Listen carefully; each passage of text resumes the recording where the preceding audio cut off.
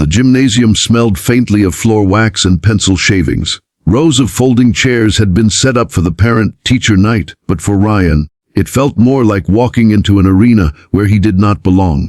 His shirt sleeves were a little too wrinkled, his shoes scuffed from long shifts at the repair shop, and exhaustion hung beneath his eyes like heavy shadows. He wasn't ashamed of being a single dad, but moments like this made him feel the silent judgment of polished parents who had arrived in crisp suits and gleaming jewelry.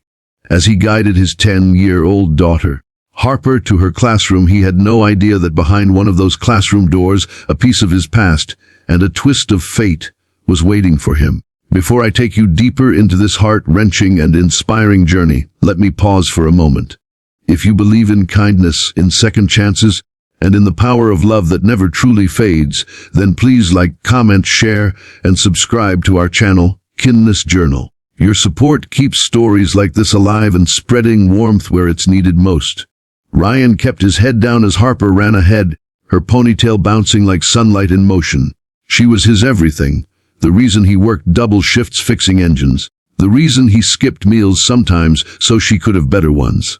Life had not been easy since Harper's mother left years ago, leaving nothing but unanswered questions and a child too young to understand abandonment.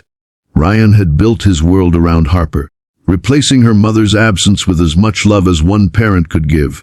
Still, loneliness was a quiet ache in his chest he had learned to carry. When they reached the classroom door, Harper darted inside to find her friends. Ryan stepped in slower, scanning the decorated bulletin boards with children's drawings taped across them. His eyes paused at a figure near the teacher's desk, a woman bending slightly as she arranged papers. He couldn't see her face at first, only the silhouette framed by the daylight streaming in through the tall window. Then she turned. For a moment, Ryan thought his heart had simply stopped. The face looking back at him was the one he had carried in memory for almost 15 years. Aria Monroe, his first love. The girl who had once dreamed with him under oak trees, the girl who had been his anchor through their small-town teenage years, the girl he had thought he'd grow old with, until she disappeared after graduation without a word. Aria froze too, the papers slipping from her hands. Time had changed her. Her hair now fell in sleek waves past her shoulders, her suit tailored with a grace that spoke of power and success. But her eyes, those stormy gray eyes that had once laughed and cried with him, were unmistakable. She hadn't come tonight as a teacher. She was there as a parent. Her son, Lucas, sat near Harper sketching absent-mindedly with colored pencils. Ryan's chest tightened. He had seen her name in newspapers over the years, rumors of a woman who had risen from nowhere to become CEO of a major tech company in the city. But those were headlines, glossy and distant. To see her now, standing only feet away, sent a cascade of old emotions through him: longing, confusion, betrayal, and a faint, undeniable spark of the love he had never fully let go. The evening dragged on with speeches and introductions, but Ryan barely heard a word. He caught fragments. Aria answering questions with poise, parents murmuring about her company, Harper proudly showing off her projects. Meanwhile, his mind wrestled with memories. The summer nights they spent by the river, the promises they whispered, and the sudden silence that followed when she left town. After the session ended, parents mingled in clusters. Ryan wanted to slip away unseen, but Harper tugged at his arm. "Daddy, this is my friend Lucas." "And this is his mom." Aria stepped closer. For a second, both adults stood in a silence thick enough to choke on. Finally, she said softly, "Hello, Ryan." The sound of his name on her lips broke something open inside him. He managed a nod, but his voice cracked when he replied, "Aria, it's been a long time." They exchanged polite words in front of the kids, but beneath them ran a river of unspoken questions. Ryan left that night shaken, carrying Harper's sleepy weight on his shoulder while memories flooded him. He told himself it meant nothing, that their worlds were too far apart now. She was a CEO with millions at her fingertips, he was a mechanic scraping by to pay rent. Yet deep down, the echo of her presence haunted him. Days turned into weeks, and fate seemed unwilling to let them drift apart. Harper and Lucas became fast friends, pulling their parents into each other's orbits again and again.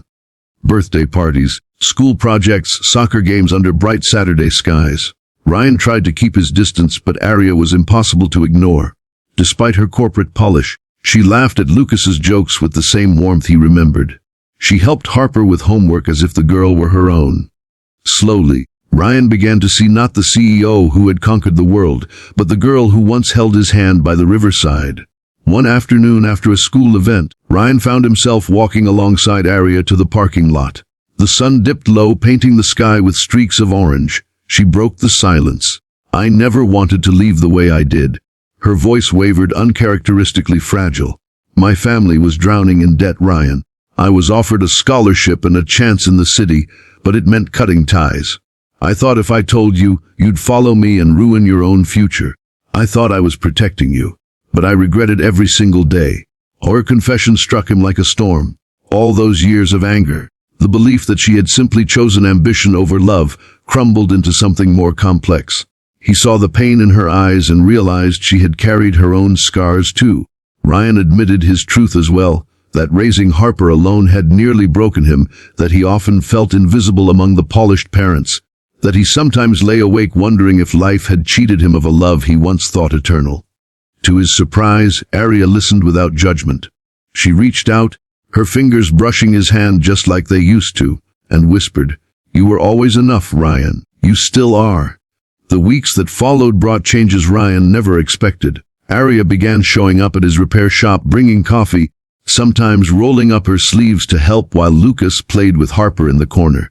She told him she was tired of boardrooms and endless battles for power, that she wanted to remember who she used to be, the girl who once dreamed of a simple life filled with real love. Ryan, in turn, found himself laughing again, rediscovering pieces of himself he thought he had lost forever. Yet doubt gnawed at him. Could he really fit into her world? Could a mechanic and a CEO bridge the chasm between them? The whispers from other parents didn't help. Some sneered, some speculated. Ryan feared Harper might get hurt if this fragile bond shattered. But one Saturday afternoon, as the four of them sat by the same riverside where Ryan and Aria once carved their initials into bark, Harper leaned against him and said, "Daddy, Lucas says his mom smiles more now because of you." The simplicity of the child's words cut through Ryan's fears. He realized love wasn't about matching titles or bank accounts. It was about healing each other's broken places and choosing to walk forward together. Months later, parent-teacher night came again. This time, Ryan walked into the gymnasium not with slumped shoulders but with quiet pride. Aria stood beside him, their children giggling ahead of them. When introductions began, she surprised everyone by standing up, not as the untouchable CEO, but as a woman who had found her way back to the one place she never stopped belonging. She spoke of kindness, of second chances, of teaching children that true wealth is measured in love, not status. And as Ryan listened, he felt his chest swell with something he hadn't felt in years: hope. If this story has touched your heart, please take a moment to like, share, and subscribe to Kidness Journal.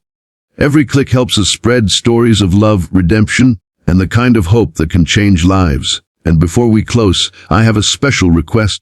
Drop a comment below and tell us, do you believe that first loves deserve a second chance? That night, under the bright lights of the school gym, Ryan realized he wasn't invisible anymore. He was seen, cherished, and chosen, and for the first time in a long while, he believed that maybe, just maybe, life had given him back the love story he was always meant to have.